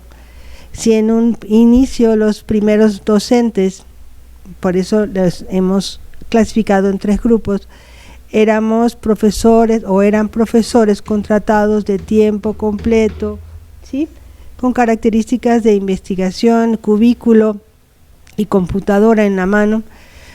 Hubo, por restricciones presupuestarias y porque finalmente lenguas extranjeras somos una parte que apoya, no que es la sustancia de las ciencias, esta reducción presupuestal hace que el tipo de contratación sea distinto.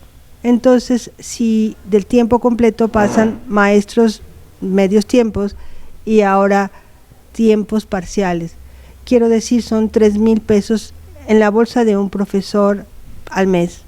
Esto hace que un profesor que tiene este perfil no tenga el tiempo disponible para estar preparando o homogenizándose las prácticas didácticas. Bueno, en este contexto, que sería el institucional, nos veíamos en la necesidad de cómo llega alguien con una plaza y entra a dar 4 o 5 grupos o 4 grupos, y qué está pasando que entonces puede uno manejar con este tipo de perfil unos requerimientos tan fuertes como es llegar a una certificación venido de un marco común europeo, por ejemplo, avalado por la SEP y solicitado por instancias como CONACYT, que para dar las becas de movilidad o las becas para hacer posgrados, los alumnos tienen que tener un nivel B2.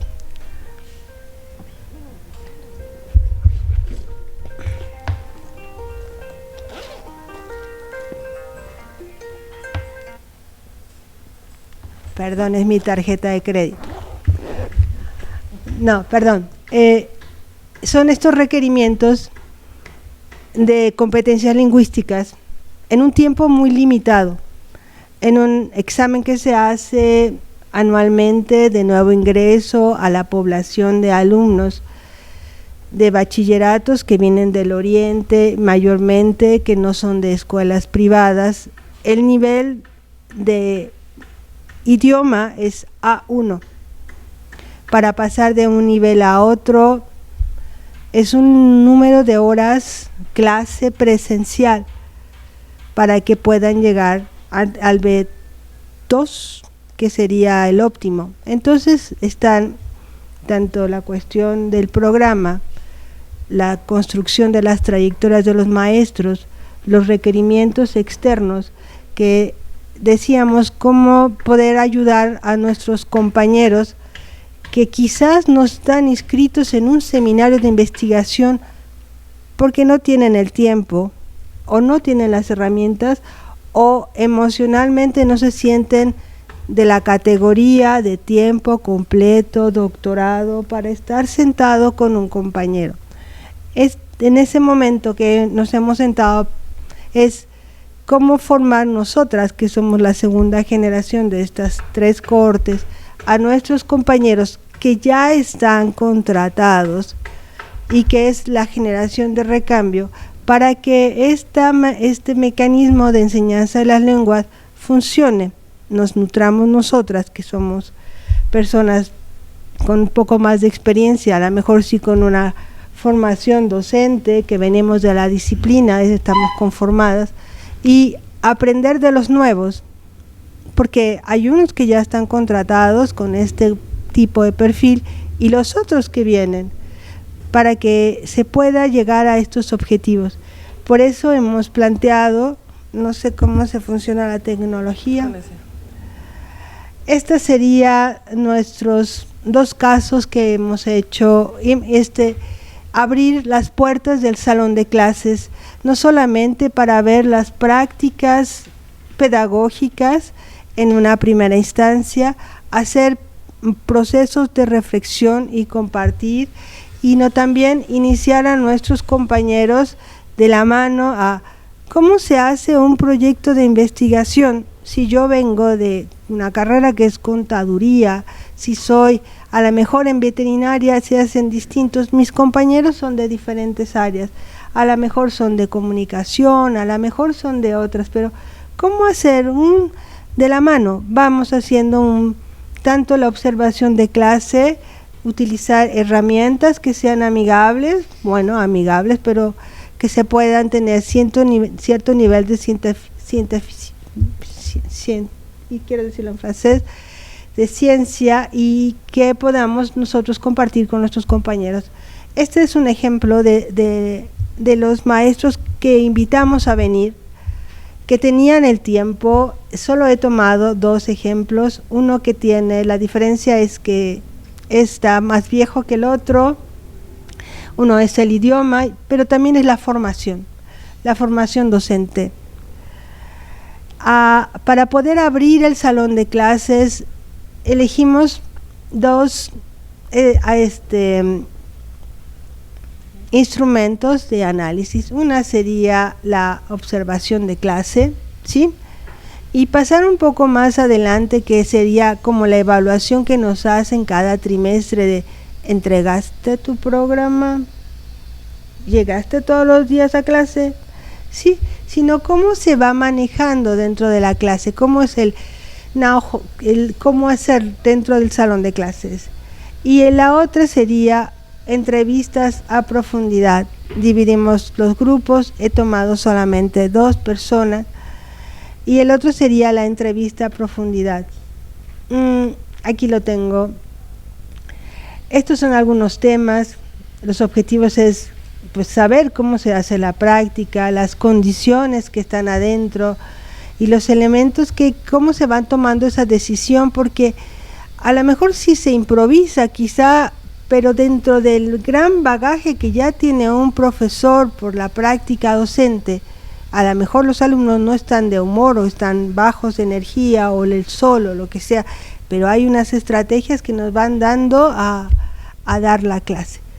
Y las expectativas también, no solamente el cómo me fue, cómo la planeé, cómo lo resolví, y también cuáles eran mis expectativas, ¿no? Ser un poco reflexivo, un poco el diario de clase que teníamos.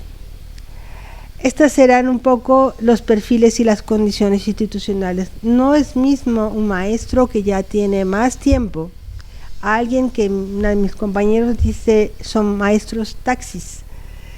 ¿Tus alumnos tienen el mismo nivel? Pues no, pero con lo que hay es con lo que tengo que llegar, y aunque no sea maestro de formación, pues yo me puedo apoyar en la tecnología. Vemos mucho internet y ahí rapidito tengo que llegar al objetivo, ¿sí? Quizás el maestro que tiene más experiencia puede manejar tanto una clase con internet o sin internet, porque tiene los elementos.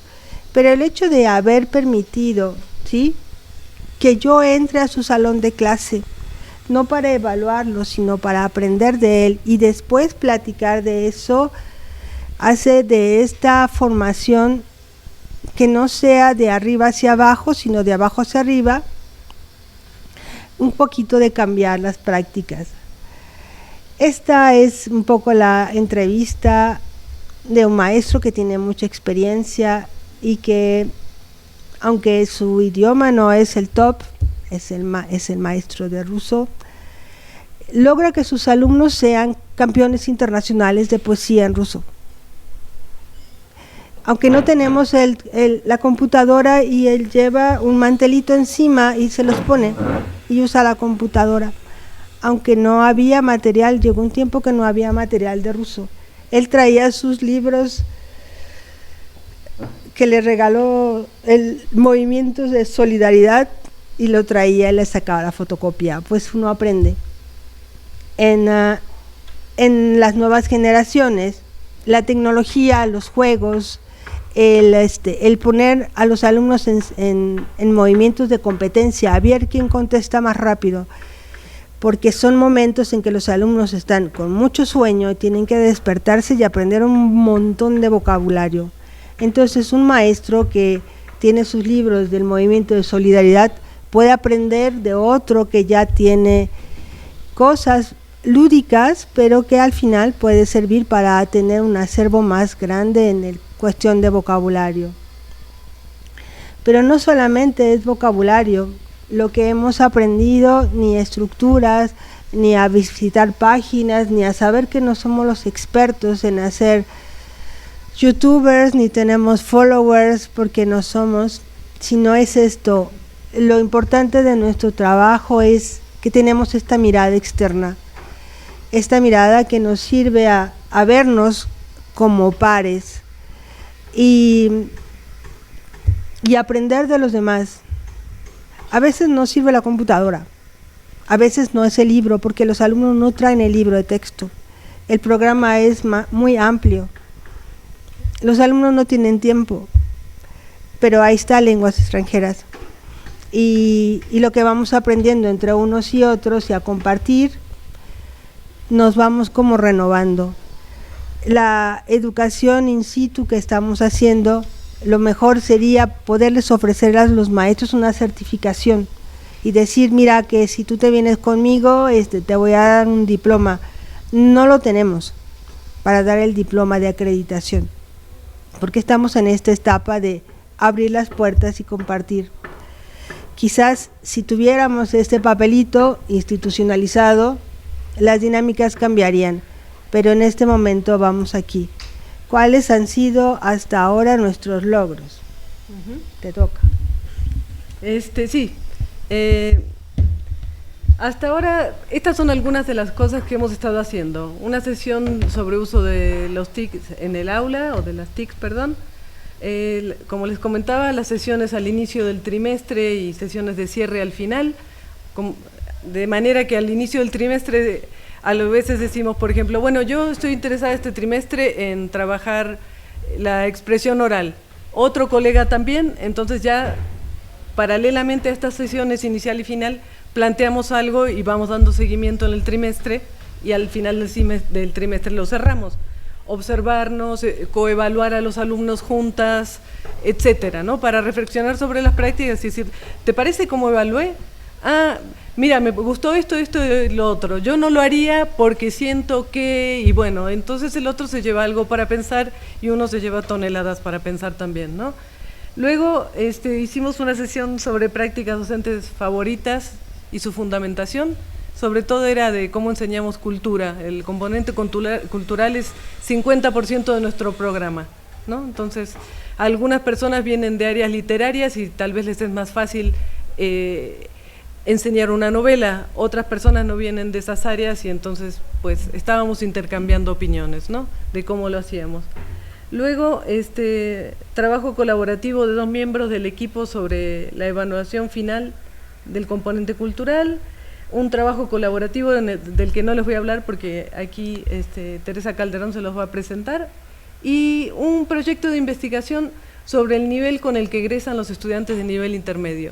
O sea, deberían los muchachos salir con B1, pero tenemos unas sospechas bastante confirmadas de que no alcanzan el nivel B1 más que un grupo muy limitado. Entonces, en este grupo de trabajo colaborativo, durante 2 trimestres consecutivos, les hemos aplicado, cuando ya van a salir de los cursos curriculares, cuando deberían de tener el B1, otra vez les aplicamos el examen de colocación y hemos visto que desafortunadamente pues es limitado el número de estudiantes que están saliendo con el nivel esperable y que decimos en el programa que van a tener, ¿no? Entonces hemos estado en actividad, digamos. Problemas, falta de tiempo de los miembros del equipo, que redunda en falta de compromiso y de continuidad. A veces tenemos más intenciones de lo que aterrizamos. Y aún con poco tiempo y aún muy cansados, a veces decimos, bueno, hicimos esto poquito, nada más este trimestre, pero no queremos parar, porque yo siento que hemos ganado en confianza. Ya no es el buen día nada más de las mañanas, ya estuve en tu salón, ya sé cómo trabajas, ya te admiro, o sea, he aprendido de ti, quiero hacer cosas contigo.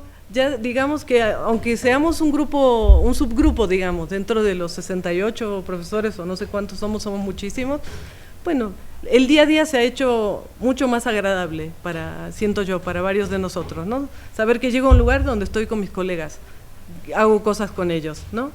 Esos son los beneficios que por el momento podríamos tal vez enunciar, que sí nos estamos formando entre pares en metodología de enseñanza, en uso de recursos didácticos y tecnológicos, en metodología de investigación, porque vamos con colegas, unos más experimentados con otros menos experimentados, alentarlos a dar ponencias, vamos a eventos juntos, redactamos a veces artículos, entonces es una formación docente bastante amplia, digamos, ¿no? Que abarca desde pedagogía hasta puntos de investigación, lo que les decía de la confianza y generar un espacio de búsqueda de intereses comunes, ¿no? Que cambian, un trimestre son unos, otros son otros.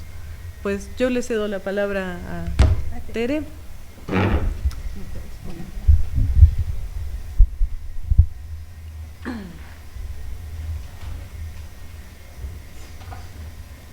Perdón. Pero no sé qué hora tenemos que terminar. Quiero... Ahí viene.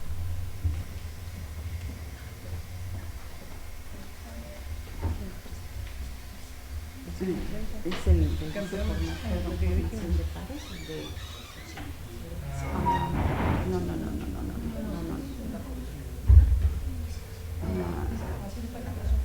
No es entonces.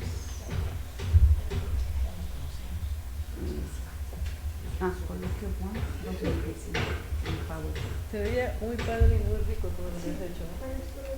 Yo quería preguntarte de fotos, pero bueno, ya sé. Profesora, aquí está para que usted avance. Gracias. Y este es un señalador por si lo necesita. Muchas gracias. Buenos días.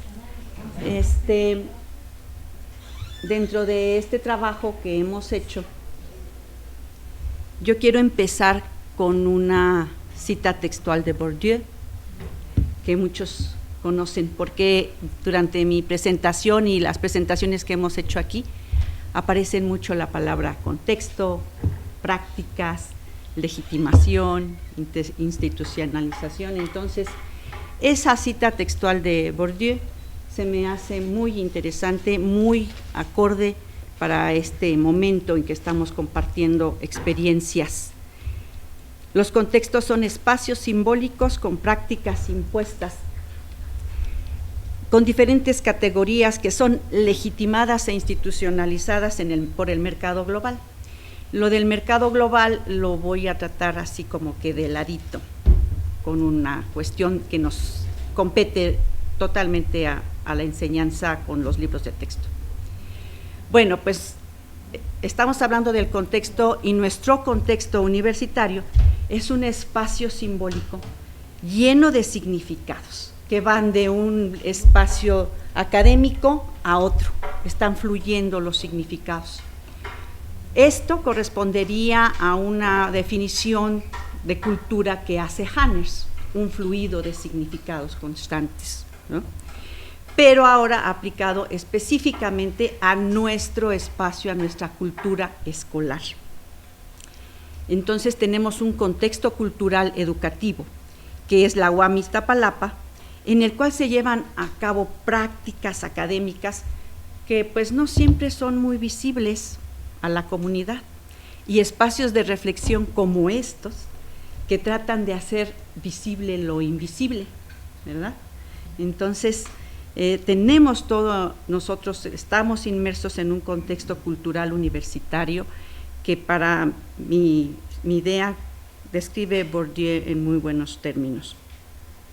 Las compañeras Virginia y Estela pues ya expusieron lo que es el proyecto en sí, y estos ejercicios que hicimos al principio de que qué te interesa, qué te gustaría trabajar, cuáles han sido tus mejores prácticas, esos encuentros que nos dimos al principio, que tuvimos al principio, reflejaron una inquietud y reflejaron pues un consenso de nuestros saberes docentes y de nuestra docencia en sí, reflejada en una cuestión que tiene que ver con el contexto que tienen los libros de texto de enseñanza de idiomas, y específicamente de inglés, tienen contextos totalmente alejados a la realidad de nuestros alumnos universitarios. Eso lo expresaron varias compañeras, lo comentamos y creo que fue una cuestión común. Este ejercicio, también esto de reunirnos al principio para comentar lo que eran estas inquietudes y nuestros saberes docentes, también nos hizo entrar en sincronía, pues para externar preocupaciones comunes, como lo dijo Virginia, y llevar a cabo proyectos sencillos, prácticos de formación, de la práctica docente y la formación entre pares. Bueno, pues la maestra Ana María Mendoza Bautista, aquí presente, y yo, estamos realizando un trabajo colaborativo de formación de pares in situ. ¿Por qué considero que este trabajo es una formación de pares in situ? Pues porque el aprendizaje in situ es aprender haciendo, y este aprendizaje in situ es una derivación del aprendizaje situado, el cual, pues, bueno, ambos, tanto el in situ como el situado, mezclan cuestiones cognitivas con cuestiones situacionales, contextuales. Son un producto de la interacción entre agentes y elementos del entorno, y se enriquecen con las experiencias que nosotros tenemos y de la cultura en la que está inmersa. Se comparten prácticas sociales y recursos. Todo esto, el aprendizaje situado, el aprendizaje in situ, nuestras prácticas, el hecho de compartir experiencias, está dentro de una comunidad de práctica, la cual pues se puede definir como un grupo de personas que tienen intereses comunes y que profundizan un conocimiento en un área, ¿sí? Bien, pues esto del aprendizaje situado se ha utilizado mucho para enseñar en el proceso de enseñanza-aprendizaje, y entonces yo digo, bueno, y si se utiliza para enseñar a los alumnos, ¿por qué no utilizarlo para enseñarnos nosotros, ¿no? Para formarnos nosotros? Entonces, pues por eso digo que sí es posible que en este caso las cuestiones de la institucionalización y de los simbolismos y de todo lo que describe Bourdieu se da dentro de todos estos espacios y que nos afectan también a nosotros como docentes. Bueno, pues nosotros como comunidad de práctica tenemos problemas comunes con nuestro programa, así como todos ustedes deben tener problemas comunes como por cuestiones de tiempo para desarrollar su programa. La maestra Ana María y yo estábamos comentando de qué hacer, qué era lo que nos inquietaba, y con base en nuestro conocimiento, con lo que presentó Virginia, la cuestión teórica del conocimiento personal y práctico, ambas empezamos a tomar decisiones. A ver, ¿tú qué sabes? ¿Tú qué haces? ¿Cómo le haces? ¿Qué no haces? ¿Qué sí haces? Anita, no, pues es que yo no hago esto, yo tampoco, yo no hago aquello, y decidimos delimitar un problema que tiene que ver con el programa en sí, y una vez delimitado, pues nos dimos a la tarea de ver cómo lo íbamos a sacar adelante. Pues teníamos que aprender, si estamos formándonos entre pares, tenemos que aprender de su experiencia, de mi experiencia, pero tenía que haber algún elemento extra que nos guiara. Y entonces, pues nos fuimos a aprender un poquito ambas de la cuestión de la adquisición de los recursos y del discurso académico asociado con la literacidad académica y con el análisis de género textual. Y en la literacidad académica hacemos un paréntesis porque es precisamente este enfoque utilizado en los cursos de inglés para propósitos específicos, es esta literacidad académica la que nos dice que en este nivel educativo los alumnos deben de manejar un discurso, deben manejar un lenguaje y deben escribir y hablar conforme a sus campos disciplinares. De hecho, esto está planteado en nuestro programa, esta cuestión de literacidad académica, de análisis de género, de inglés para propósitos específicos, ese uso de ese lenguaje discursivo sí está planteado en nuestro programa en el eje que se llama conexiones, pero pues no se desarrolla, escasamente se aborda, porque le damos más énfasis a lo lingüístico, a lo cultural, a la novela, al libro de texto, ¿no? Y el libro de texto, pues es una herramienta que todo mundo usa y que en todas las universidades e institutos privados te enseñan con un libro de texto, ¿no? Y con esto te están metiendo a esta mecánica que habla Bourdieu del mercado global, ¿no? Te están institucionalizando una práctica para que ciertas editoras ganen más dinero y tú consumas, y nosotros como maestros también propiciamos eso, ¿no? Pues a raíz de eso, de estas cuestiones de la literacidad académica, que vimos que un libro de texto no nos da para desarrollar eso, un libro de texto común y corriente, pues la siguiente decisión que tomamos fue empezar a construir ese marco teórico con la literacidad académica, el análisis de género textual y el discurso académico. Eso por un lado. Por otro, pues de mi parte, estoy aprendiendo de Anita el uso de los REAs, que son los recursos educativos abiertos, ¿sí?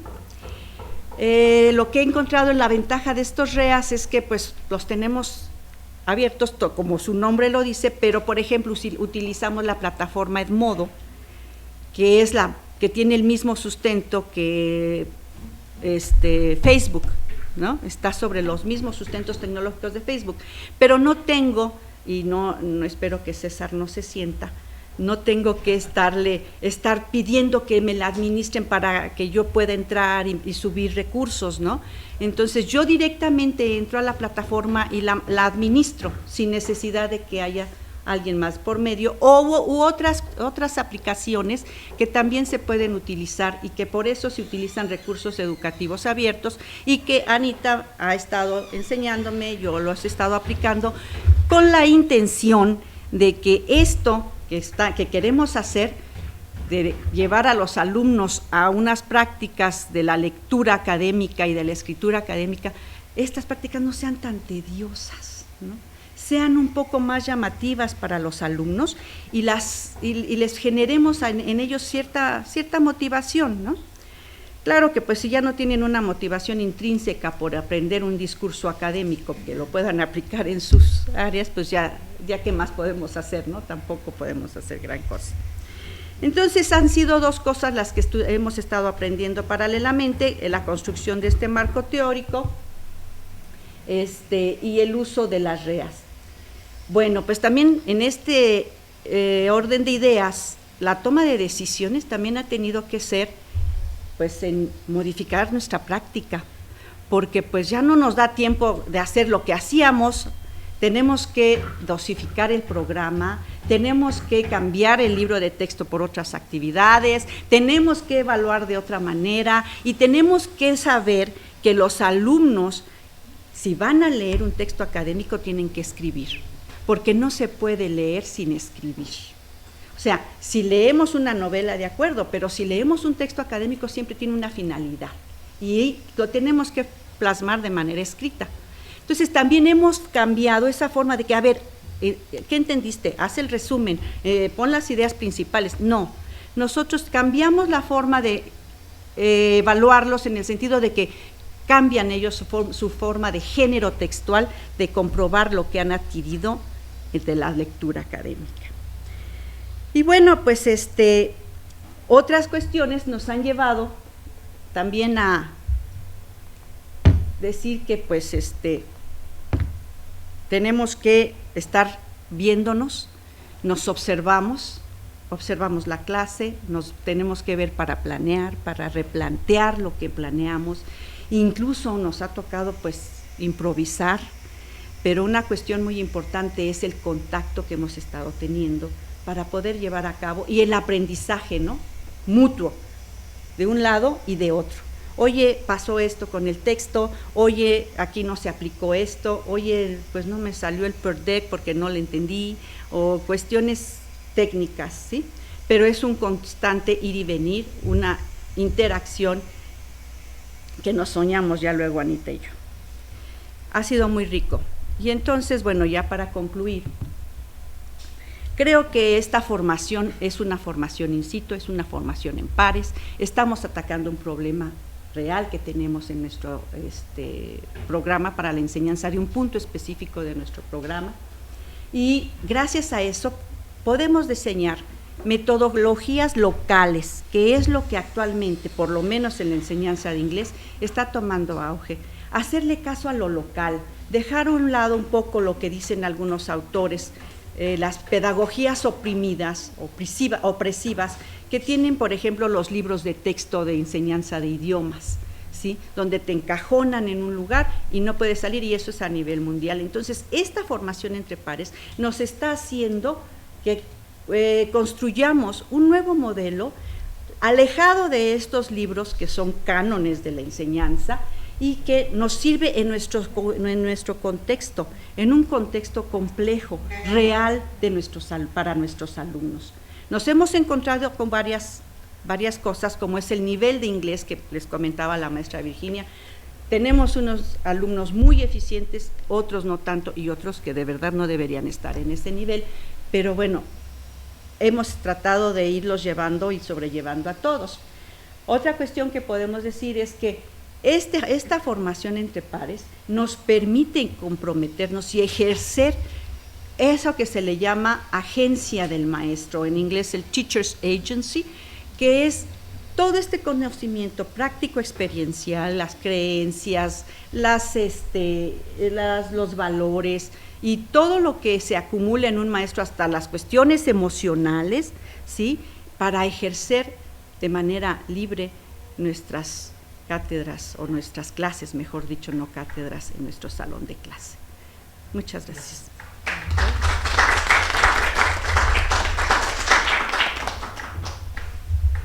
Bien, pues súper interesantes las tres presentaciones. Tenemos unos pocos minutos porque nos extendimos con lo usual, con el tiempo. Tendremos que a las 2 estar cambiando para la siguiente mesa, pero sí sería importante pues establecer algún mecanismo de colaboración, algunas listas de asistencia, donde se pone su correo electrónico, podríamos crear un mecanismo para comunicarnos, hacerles llegar los resúmenes, las presentaciones, y ya poder interactuar entre todos con más calma, ¿sí? Además, en este momento seguramente hay cuestiones que quisieran comentar en las presentaciones.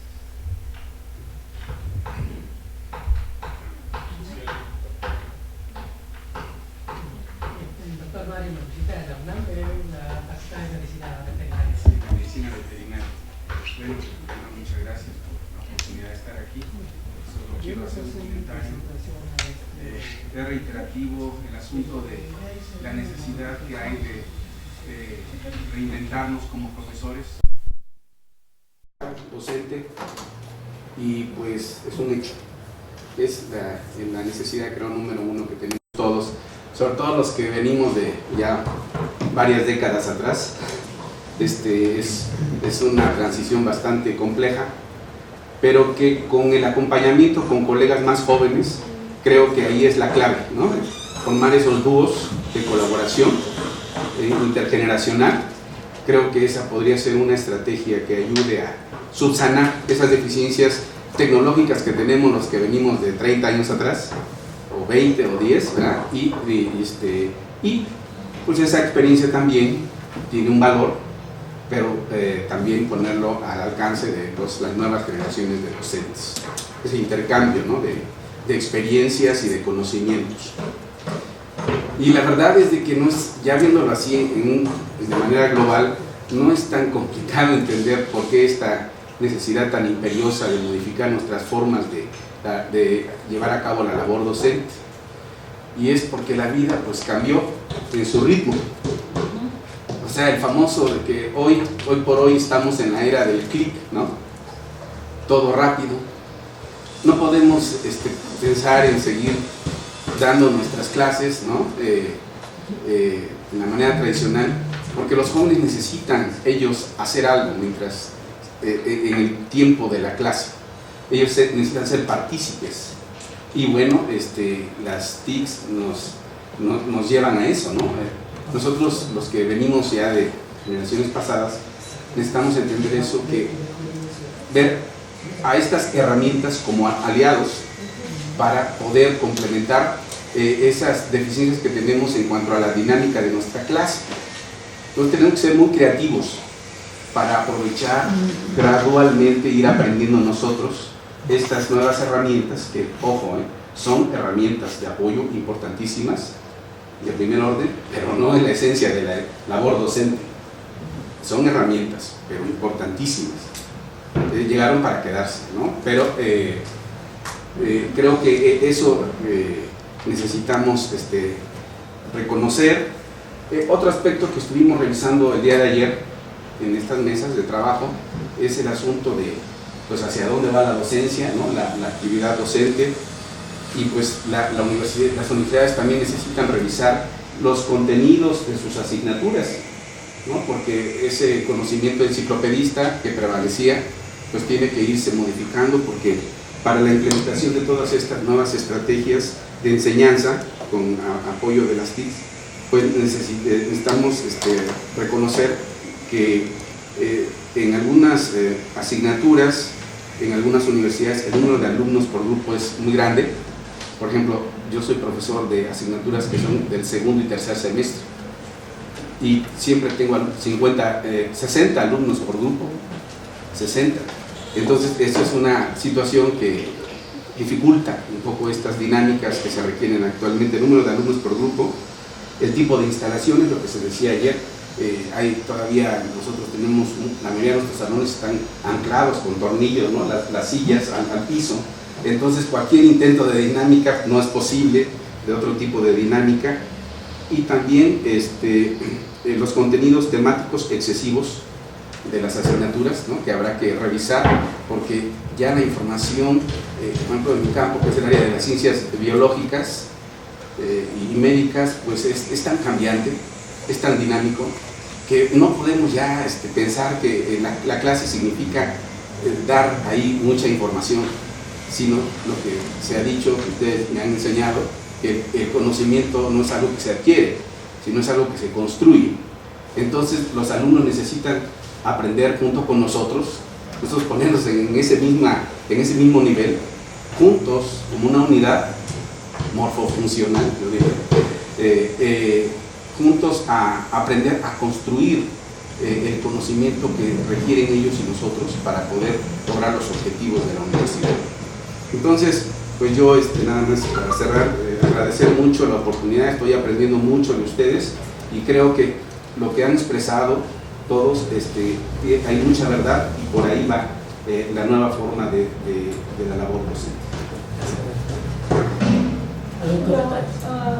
El trabajo de Cristina me parece muy interesante porque es a través del cuerpo que aprendes, o sea, tu dinámica del cuerpo pensante, ¿no?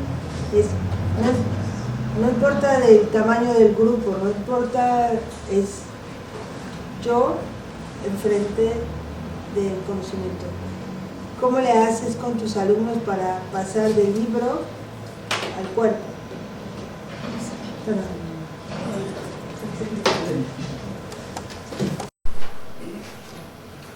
Ni el aprender para contestar un examen.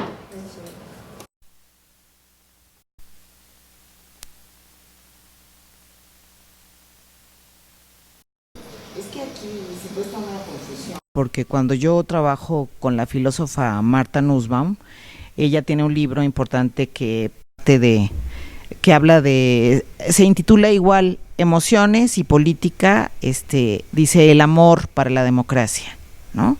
Y habla de Hobbes, empieza con Hobbes, pasa por Descartes, ¿no? Y llega a Mahatma Gandhi. Pero ella lo que propone es que necesitamos una nueva cultura cívica de la empatía para escuchar al otro. Entonces, para escuchar al otro, tienes tú que pensar en lo que es abyecto para ti, ¿no? Y entonces estamos llenos de estereotipos y de prejuicios. Entonces te choca el otro, de alguna manera, ¿no? Por eso les digo que se atraviesa con temas de clasismo, racismo, etcétera, ¿no? O la preferencia que tienes por el otro también. Entonces después llegamos a la construcción de los performance y sí hay un momento en el que meto toda una reflexión sobre el arte acción, ¿no? Y también el arte procesual, ¿no? Entonces primero empiezo con la teoría, pero siempre en grupos, ¿no? Siempre en este trabajo colaborativo, ¿no? Y por supuesto que hay expertos en cada uno de los grupos, ¿no? Se van haciendo expertos. Y también quienes son los expertos, en mi caso, son los libros. O sea, a cada uno los dirijo para que los temas que van a abordar empiecen a nutrirse con información tanto en internet, porque hacen búsquedas, ¿no? Como con libros, ¿no? Particulares. Entonces, bueno, sí, sí se generan ese tipo de dinámicas como las que la doctora Yaisiri propone, ¿no? Hay expertos, hay algunos que proponen ir a un museo, ¿no? En ese grupo, porque están trabajando ese tema que están abordando en Memoria y Tolerancia o en otro museo, ¿no? Por ejemplo, o van a una película o no, o ven una serie, ¿no? Que está abordando la construcción de políticas públicas a través de las emociones, por ejemplo. Creo que vieron una serie que habla de la construcción del amor romántico a través de de videar las bodas en Inglaterra, ¿no? Con la boda de no sé quién, de la princesa Diana. Entonces, todo el tiempo es un trabajo, por eso les decía, medio dialéctico, en el sentido de que están en la teoría y después se van a cuestiones prácticas de este capital simbólico que anda circulando, como tú dices, y entonces se lo apropian y entre ellos se potencian. Y después deciden qué performance van a hacer, ¿no? Pero ya después de que para una intervención particular de un tema que a ellos les interesa. Entonces, cuando tú me decías que las emociones son importantes, no es esto de la inteligencia emocional, ¿eh? Yo no doy nada de eso, pero los alumnos lo llevan. Claro, porque ahora lo que me dicen es cuáles son los problemas que enfrentan en el primer día de clases y todos de lo que me hablan es de incertidumbre, inseguridad, violencia, miedo, ¿no? Entonces, bueno, si ahí están las emociones y entonces ¿a qué le tienes miedo? ¿No? Entonces también desarrollamos todo un trabajo, ¿no? Donde ellos se escuchan. Por ejemplo, la primera práctica que hacemos fuera del salón de clases es que se presenten entre pares que no se conozcan los lugares de agrado, bueno, primero de desagrado, un lugar de desagrado de la universidad donde no se sientan seguros y otro de agrado, ¿no? Entonces ellos ya van generando vínculos, ¿no? Diferentes, donde ellos ya están hablando de... Bueno, y les tengo que decir de dónde saqué la idea de cuerpo. Hay un libro que se llama Diálogos sobre el sujeto, de un sociólogo que se llama Alain Touraine.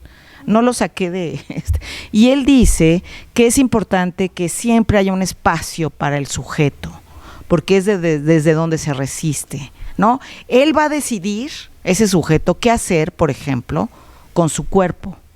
Va a tener, es un espacio como de libre albedrío, de libertad, ¿no?